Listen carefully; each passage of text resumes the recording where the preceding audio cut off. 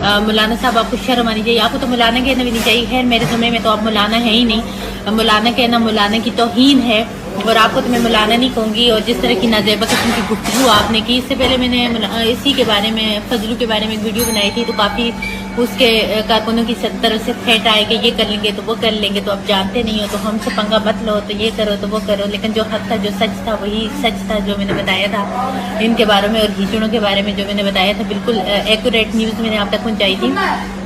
اور نحوست تو اس شخص کے فیس پہ برس رہی ہے، ٹپک رہی ہے.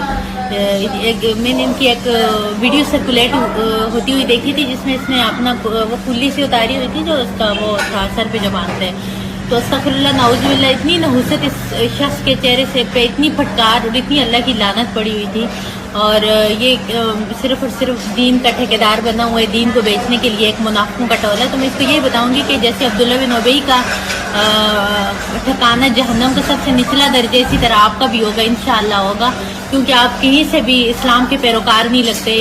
آپ کی نہ گفتار، آپ کا نہ کردار، آپ کی نہ پرسنالٹی، آپ کی نہ زبان، مطلب جو آپ بولتے ہو، نہ آپ کے فیس کے اوپر جو تاثرات ہیں، وہ بھی کہیں سے بھی اسلام کی نمائندگی نہیں کرتے. تو مجھے بڑا غصہ تھا کہ اس نے ابھی جو ریسنٹلی عمران خان کے بارے میں بولا. کیا ہوا؟